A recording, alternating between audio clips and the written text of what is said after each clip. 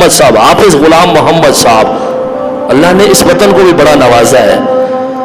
یہ یہاں خدمت دین کر رہے تھے، یہاں سے چلے گئے ہجرت کر کے مکہ المکرمہ، پھر وہاں سے مدینہ شریف چلے گئے.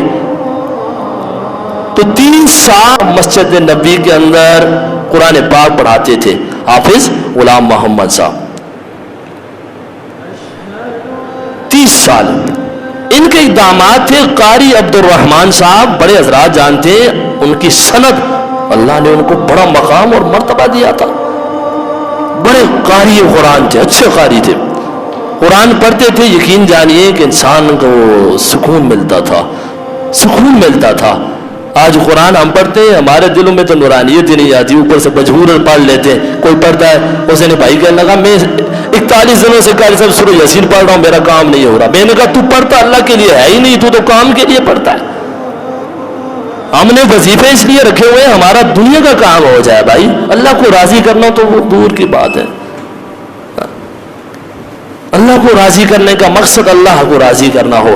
تمہارا قاری عبد الرحمن صاحب فرماتے کہ پہلی مرتبہ میں عمرہ کی سعادت حاصل کرنے گیا تو حافظ غلام صاحب نے مجھے بلایا، کہا بیٹا یہاں بڑے متبرک مقام ہے، یہاں بیت اللہ بھی ہے، یہاں مقام ابراہیم بھی ہے، یہاں صفا و مروہ بھی ہے، ماء زمزم بھی ہے، یہاں بڑے قیمتی مقامات ہیں، متبرک مقام ہے.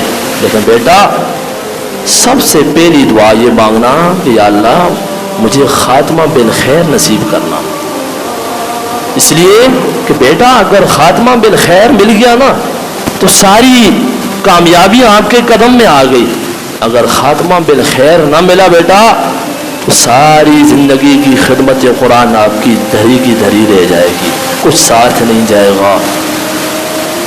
اور پھر فرمایا کہ بیٹا یہاں ہی مسجد حرام کے اندر بیت اللہ شریف کے اندر ایک شخص تھا 40 سال تک مؤذن رہا، 40 سال تک.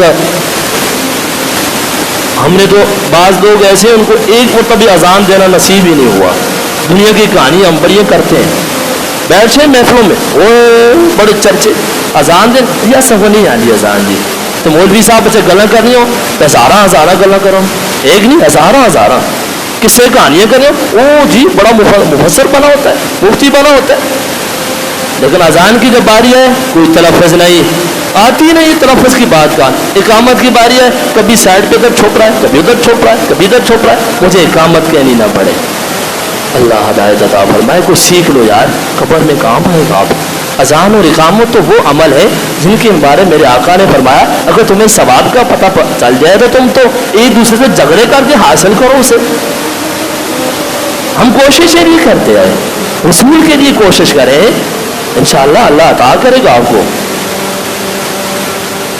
تو بہرحال عرض کر رہا تھا کہ 40 سال تک، ارے بات قیمتی ہے توجہ سو، 40 سال تک مسجد حرام بیت اللہ کے اندر اذانیں دیتا رہا یہ شخص 40 سال تک. لیکن آخری وقت کیا ہوا؟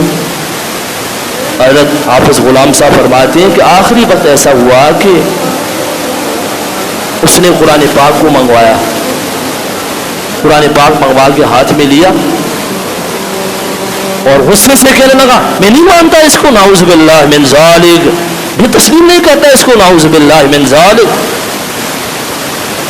حافظ صاحب فرماتے ہیں 40 سال کا مؤذن 40 سال تک لوگوں کو اللہ کی دین کی طرف بلاتا رہا، لیکن آخری وقت اپنا ایمان نہ بچا سکا، ایمان نہ بچا سکا.